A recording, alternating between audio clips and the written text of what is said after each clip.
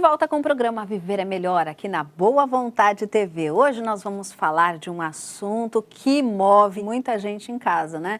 As micoses dos pés. E a primeira pergunta, doutora Lília, é como surgem as micoses? Na verdade, as micoses são doenças que são causadas por fungos, que são micro-organismos que estão no ambiente, então todo mundo em algum momento da vida acaba tendo contato com isso. E uma vez que esse fungo encontra um ambiente apropriado para o seu desenvolvimento, para a sua proliferação, aí é que as micoses surgem. Certo. E aí, quais seriam, assim, as principais causas? Uma vez que o fungo é inevitável, vai estar no ambiente, especialmente dentro do sapato, o que faz com que ele prolifere de fato e se torne uma doença? O fungo é uma coisa super comum, então tem 3 principais grupos fúngicos que causam as micoses e esses fungos são comuns no ambiente, como eu disse. O que acontece é que uma vez que esse fungo entra em contato com a pele e encontra um ambiente apropriado para ele, é aí que ele se prolifera mais. Então, em lugares que são quentes e úmidos, é por isso que os pés sofrem tanto. Esse é o ambiente mais apropriado para o desenvolvimento dos fungos e é aí que as micoses aparecem. Certo. Eles demoram muito para se desenvolver? Não, uma vez que eles encontrem um ambiente quente e úmido, a proliferação em geral é rápida e as micoses aparecem com uma velocidade rápida. Certo. Bom, eu queria que a senhora explicasse também para a gente se existe diferença entre a micose de unha e a micose de pele. A principal diferença entre a micose de unha e a micose de pele é a dificuldade do tratamento. O tratamento da micose de unha é um tratamento muito prolongado e o tratamento é mais difícil. Em geral, a gente precisa associar várias frentes. O tratamento de micose de pele é muito mais simples, a gente, em geral, consegue tratar só com pomadas e a resposta é muito mais rápida. Certo. Agora, a questão do diagnóstico, como que ele é feito, né? Como é feita essa detecção de que tipo de fungo, para que tipo de tratamento que aquela pessoa será encaminhada? O diagnóstico deve ser feito pelo médico dermatologista, especialista e membro da Sociedade Brasileira de Dermatologia, mas, em geral, o diagnóstico clínico, em especial para as micoses de pele, ele é suficiente. Então, o médico, ao fazer um exame adequado, ele consegue determinar qual é o diagnóstico, então se é mesmo a micose dos pés, e ele consegue também prever qual é o fungo que provavelmente causa essa micose. No caso das micoses de unha, em geral, o tratamento clínico, o diagnóstico clínico também é suficiente, mas em caso de dúvida, podem-se fazer exames, que podem ser ou o exame micológico direto, que é um raspado da lesão, e aí se procura no microscópio se há o fungo e qual é a característica desse fungo, e também pode ser feito um outro exame, que é a cultura, que é um raspado, e o material colhido é enviado para a cultura, um cultivo, e aí se avalia qual é o fungo que cresce. Então, isso em geral é utilizado mais nos casos de dúvida diagnóstica ou de diagnóstico para micoses de unha, que são mais teimosos, e aí a gente consegue direcionar melhor o tratamento. Bem, doutora Lília, a gente recebeu aqui também a pergunta da Sônia Rodrigues, da cidade de Sorocaba, no interior paulista. Muito obrigada, Sônia, por compartilhar essa dúvida com a gente. Ela conta, na verdade, que a unha dela costuma encravar com muita facilidade. E aí ela quer saber o que ela pode fazer para evitar esse problema. O principal cuidado para evitar o encravamento das unhas é o modo de cortar. Quando a gente corta a unha curva, e às vezes os pacientes falam, minha unha encrava, então eu vou cortar bem os cantinhos, isso é péssimo. O ideal é que a gente corte as unhas bem retas, porque aí a gente consegue manter sempre o espaço para a unha crescer ali. O que acontece quando a gente corta a unha muito encurvada é que a pele vai tomando o espaço que seria da unha, e aí isso acaba predispondo ainda mais. Certo. Então, o principal sempre no cuidado, formato do dedo. Sim, sempre no formato do dedo, mas cortar as unhas retas, evitar de cortar os cantinhos demais, que isso é o principal fator de risco. Certo.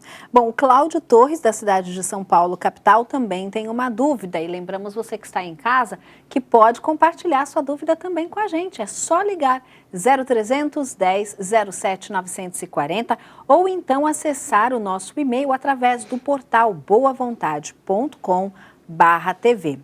O Cláudio pergunta o que ele deve fazer para fortalecer a unha. Acho que essa dúvida do Cláudio é a dúvida de muita gente que está em casa, doutora. Sem dúvida. As unhas fracas são uma queixa super comum e a gente precisa orientar mesmo. Tem vários cuidados que ajudam a gente a fortalecer as unhas e também a não enfraquecê-las.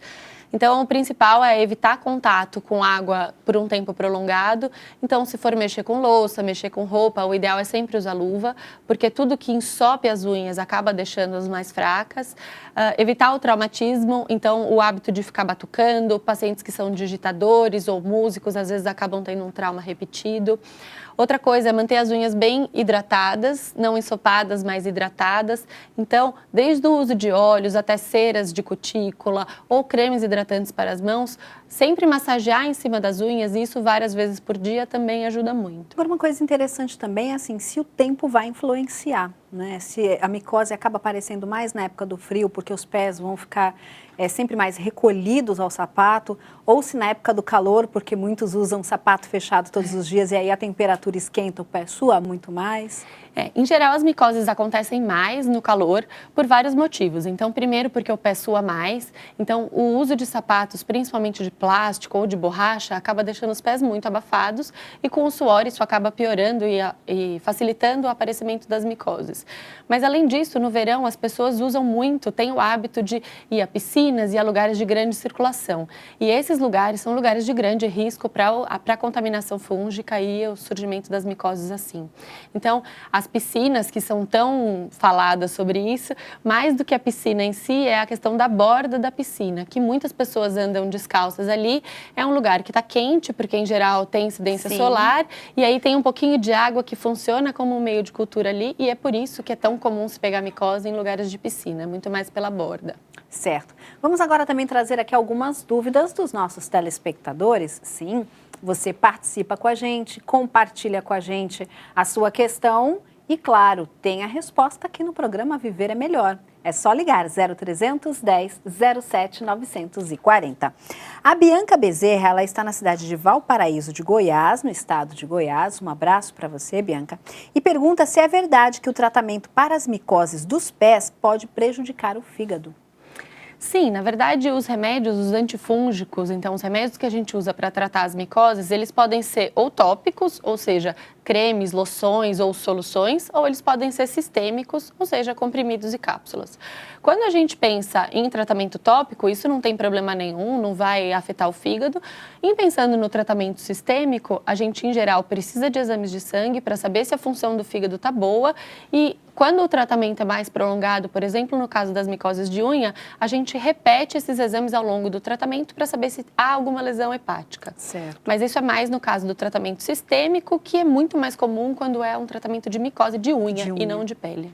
Certo. Nesse caso também, doutora, o remédio ele vai ser, então, mais forte para o nosso organismo?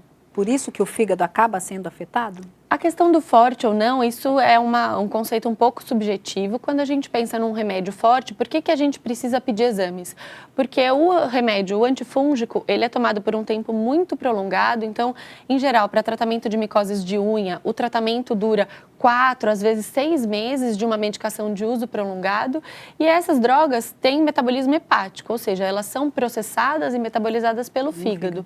Então, é um tratamento muito mais longo do que o de infecção bacteriana em geral, e os remédios podem sim agredir o fígado. Certo. Bom, a dúvida do Clóvis segue ali a tendência também da Bianca. O Clóvis Teixeira, de Salvador, na Bahia, pergunta por que quem tem hepatite não pode fazer o tratamento para micoses nos pés.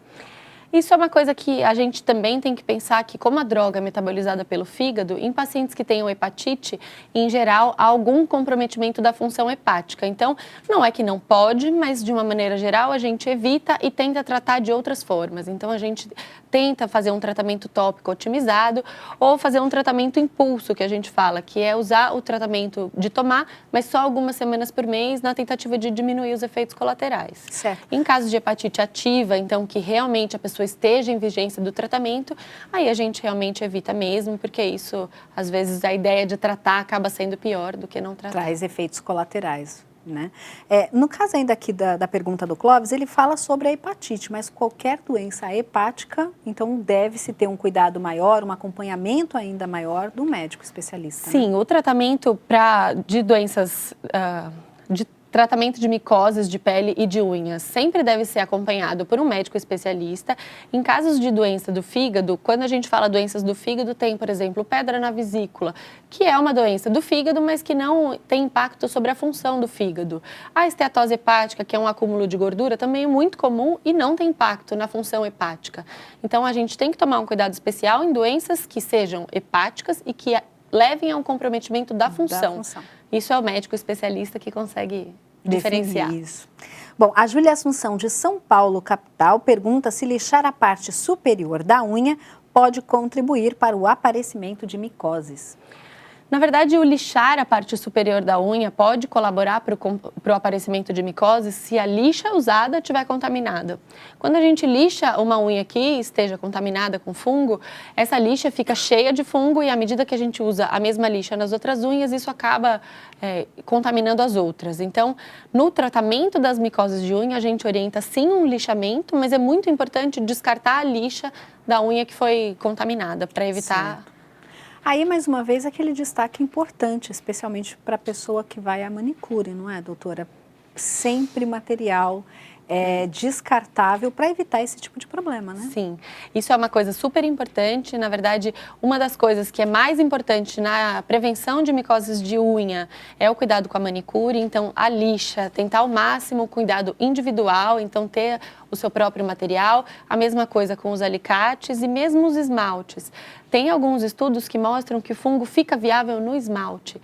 Então, ter o seu próprio esmalte ao ir à manicure também é um cuidado que vale a pena. Porque se a manicure fizer a unha de uma pessoa que esteja tratando ou não de uma micose de unhas e logo em seguida usar o mesmo esmalte em outra pessoa, isso pode ser um veículo de contaminação. Exatamente. Bom, eu queria que a senhora trouxesse também outras dicas aí de prevenção no caso das micoses. Bom, no caso das micoses de unha, uma coisa super importante é o cuidado com a manicure, então evitar essa coisa de dividir o material, ter as suas lixas próprias, evitar o contato com o alicate usado por outras pessoas. De micoses em geral, evitar andar descalço em lugares de grande circulação de pessoas. E nas micoses do pé, quando a gente tem uma micose de unha, isso é um fator de risco importante para ter uma micose de pele. Quando a gente tem uma micose de pele, é mais provável da gente ter uma contaminação das unhas. Então, sempre manter um cuidado dos dois lugares aí, da pele e das unhas. E pode passar de uma unha para outra, doutora? Acontece da pessoa, por exemplo, vou utilizar o cortador de unha. É o meu próprio cortador de unha, cortei a unha com micose, cortei uma unha sadia, aquela unha sadia acaba pegando também a doença? Sem dúvida, isso pode acontecer mesmo. Em geral, a gente orienta no cuidado com as unhas, você começar pelas unhas que não estão doentes e terminar pela unha doente e sempre higienizar o cortador depois. Mas mais do que o cortador, a lixa é um veículo muito importante de contaminação. Certo. Então, evitar de usar a mesma lixa, mas sim, pode acontecer. E aí, nesse evitar usar a mesma lixa, nós estamos falando em evitar isso dentro da mesma casa até mesmo, né? Porque às vezes a gente está aqui pensando num ambiente de um salão de cabeleireiro, mas esquece que em casa a gente compartilha uns com os outros, o mesmo cortador de unha, o mesmo alicate, a mesma lixa, mãe e filha, o mesmo esmalte, aquela coisa toda. Então, até isso é necessário a gente cuidar, né? Quando falamos em coisas descartáveis ou de uso só de uma pessoa, estamos falando também desse uso realizado dentro da nossa casa. Bom, e nós temos aqui uma dúvida muito interessante, é a dúvida da Mariane Souza, da cidade de Brasília, Distrito Federal. A Mariane, doutora Lília, ela ouviu dizer que o alho e o azeite ajudam a tratar o problema das micoses de unha. E ela quer saber se isso é verdade. Será que é, Mariane? Nós vamos ficar sabendo no próximo bloco do programa Viver é Melhor. Mas antes de irmos para o intervalo, eu quero convidar você mais uma vez a refletir sobre esse conhecimento espiritual que nós adquirimos todos os dias e que é necessário nós, com o amor do nosso coração, com o melhor do nosso sentimento, colocarmos em prática. Daí eu quero compartilhar com você um bom pensamento que encontramos no blog paivaneto.com. Basta você acessar www.paivaneto.com. Ele nos ensina, o irmão Paiva.